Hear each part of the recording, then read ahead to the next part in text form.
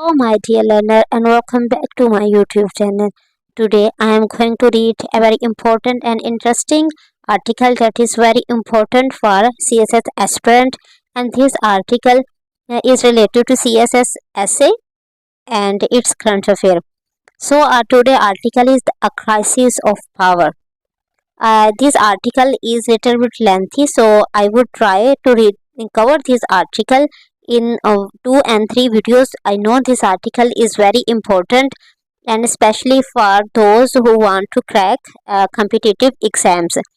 So let's start this article and try to watch my next 2 and 3 videos to get the full knowledge of this article. A crisis of power मतलब crisis of power power क्या है, electricity. और इसमें इस article में बहुत बहुत ज़्यादा एडवांस जो वर्ड हैं वो यूज़ किए गए हैं, जैसे वर्ल्ड, स्ट्रेन, पैल्पेबल और ramification, captive. There are so many words. So while reading, I will tell you the meaning and I will explain the exact meaning and with example how we can use this word in our spoken daily routine as well. So let's start our today article. Like temperatures are soaring in Pakistan. Temperatures are हैं soaring का मतलब होता है बढ़ना, बढ़ रहे हैं इन पाकिस्तान में। कहते हैं जो टेम्परेचर्स है ना वो बढ़ रहे हैं, मतलब साथ में प्रीवियसली कहा कि मुख्तलिफ इलाकों में जो मुख्तलिफ टेम्परेचर है, लाहौर का, इस्लामाबाद का और है, कराची का और है।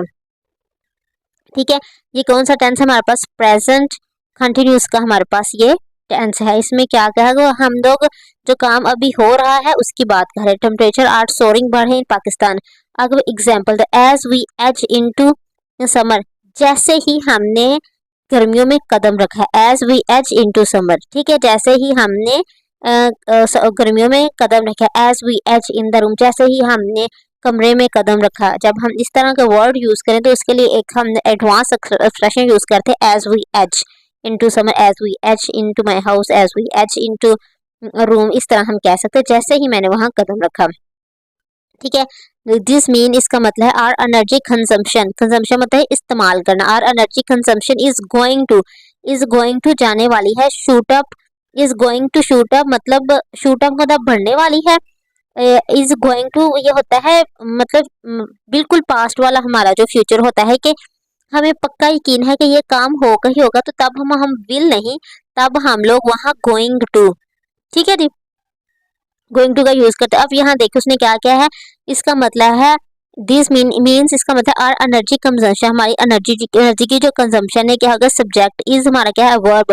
गोइंग टू शूट अप, बढ़ने जा, गोइंग टू ये काम होने ही वाला है। I am going to Lahore, इसका मतलब है कि मैं जा रही हूँ, लेकिन ये भी यहाँ भी गोइंग टू होगा, इस सेंस में आप ना गोइंग टू जा रही है शूट अप बढ़ने को। ठीक है जी, is going to shoot up ये बढ़ने जा रही है टू ओवर 29,000 मेगावाट। कितना? मेगावाट। हमारी कंजम्पशन इतनी होगी कि 29,000 मेगावाट से अबव हमें बिजली चाहिए होगी।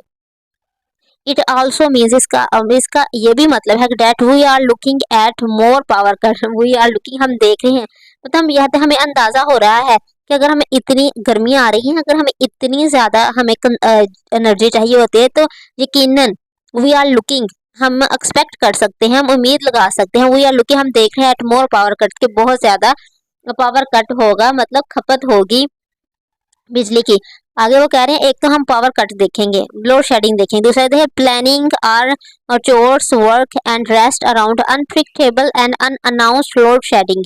कहते हैं प्लानिंग करते हुए और चोर्स घर के कामों की, वर्क अपने कामों की, एंड रेस्ट और अपने आराम की, अराउंड अनप्रिडिक्टेबल का मतलब है जिसका अनप्रिडिक्टेबल है, मतलब कब कोई काम हो जाए हमें पता ही ना हो, एंड अनअनाउंस्ड जिसको अनाउंस ना किया गया होगा, लोड शेडिंग इतने बजे होगी तब तक होगी, अनअनाउंस्ड लोड शेडिंग। और ये देखो ये इसमें क्या कह रहे हैं, इट मीन ये इसका मतलब है कि हम लोग बहुत ज़्यादा पावर कट को देख रहे हैं अपने कामों की मनसूबाबंदी करते हुए, अपने घर के कामों की, ऑफिस के कामों की और अपने आराम की किसके गिर्द मनसूबाबंदी करते हुए हम देख रहे हैं unpredictable and unannounced load shading. Unannounced load shading के इर्द गिर्द हम लोग क्या देख रहे हैं, अपने अपने कामों की, अपने ऑफिस काम की, अपने जो हमने रेस्ट करने के औकात हैं उनकी मनसूबाबंदी करते हुए। ठीक है जी। अब हमारा क्या होगा, हमारी रूटीन चेंज हो गई। क्या हो, लाइट आई है, चलो ठीक है थोड़ा रेस्ट कर लो।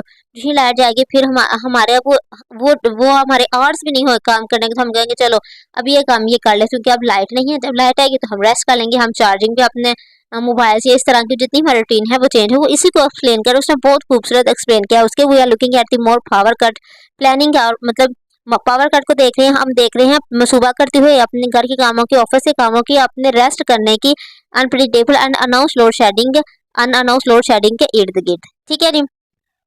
एज जैसे ही आर एयर कंडीशनर, जैसे ही हमारे एयर कंडीशनर होते हैं, हम लाउडर, हम का मतलब होता है गुनगुनाना। ठीक है, जो बर्ड हमिंग करते हैं ना, तो उस तरह गुनगुनाने के सेंस में लिखा हुआ है। जैसे ही हमारे एयर कंडीशनर हम गुनगुनाते हैं, लाउडर ज्यादा, बहुत ज्यादा गुनगुनाते हैं, एंड फैंस और हमारे पड़ते हैं वर्ल्ड घूमते हैं फास्टर तेज।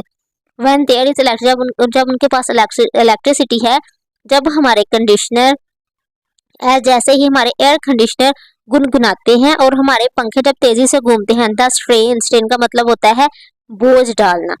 ठीक है जी। स्ट्रेन का क्या मतलब है, बोझ डालना। देखिए मैंने लिखा है, वर्ल्ड का मतलब होता है घूमना, स्ट्रेन का मतलब होता है जोर, खिंचाव, तनाव, काम वगैरह का ज्यादा बोझ। ठीक है, स्ट्रेन ये क्या करता है, क्या जो स्ट्रेन और जो दबाव है ऑन और फ्रेजाइल, फ्रेजाइल का मतलब होता है कमजोर, कमजोर एनर्जी इंफ्रास्ट्रक्चर, जो एनर्जी का इंफ्रास्ट्रक्चर है उसके ऊपर दबाव, बिकम पल्पेबल, बहुत ज्यादा बढ़ जाता है। पल्पेबल का मतलब होता है जिसे इतना, मतलब जिसे हम छू सके, जो हमें दूर से छूने के काबिल मौजूदगी के, उसकी मौजूदगी का हमें एहसास, उसकी मौजूदगी हमें फील हो कि हाँ भाई ये काम हो रहा है। अब ये देखें, जब हम पंखे चलाते हैं, कंडीशन चलाते हैं गर्मियों में, तो क्या होता है, हमारे जो एनर्जी ज्यादा इस्तेमाल होती है, तो लोड शेडिंग ज्यादा होती है। तो वो लोड शेडिंग हमें महसूस होती है कि भाई इसकी वजह से लोड शेडिंग ज्यादा हुई, तो उसको उसको इसने क्या है, पेल्पेबल कहा हुआ है। ठीक है, उस काम को पेल्पेबल कह के उसने एक्सप्लेन किया हुआ है कि जब हम हमारी लोड शेडिंग होती है, गर्मियों में होती है, तो हमें पता चल जाता है भाई बहुत ज्यादा पंखे चल रहे हैं, बहुत ज्यादा एसी चल रहे हैं,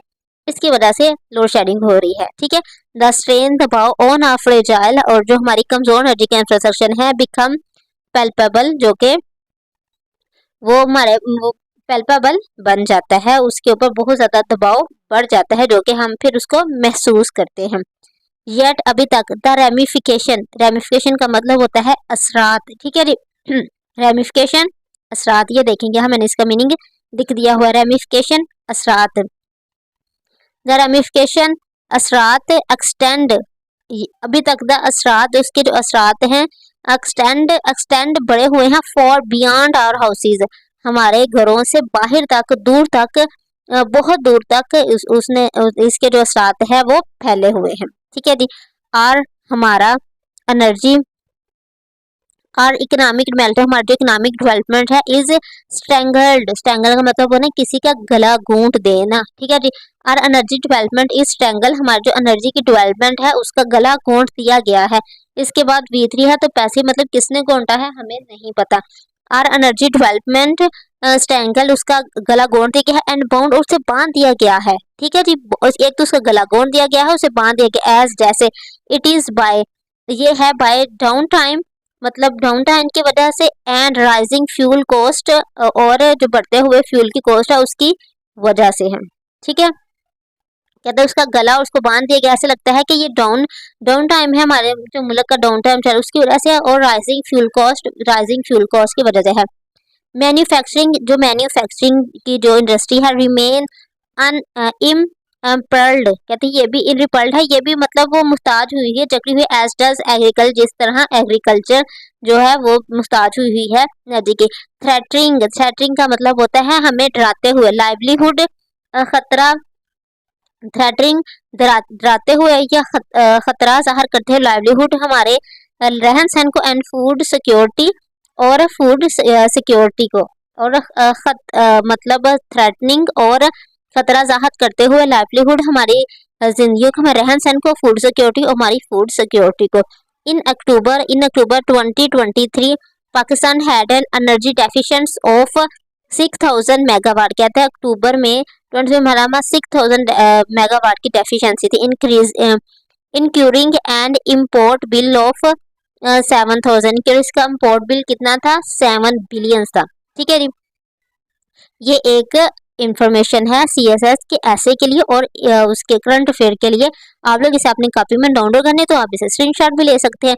according to national electric power regulatory authority 2022 annual report, Pakistan install generation capacity add up to 43,775 megawatt. कहते हैं कि रेगुलेटरी अथॉरिटी जो है उसने बताया कि पाकिस्तान ने इतना ज़्यादा मेगावाट इंस्टॉल भी किए हैं, ऑफ विच आप poultry 7% come from renewable energy sources, जो कि रीन्यूएबल एनर्जी सोर्स है उससे ज़्यादा, उस पे हमें 7% जो है हमें एनर्जी मिल रही।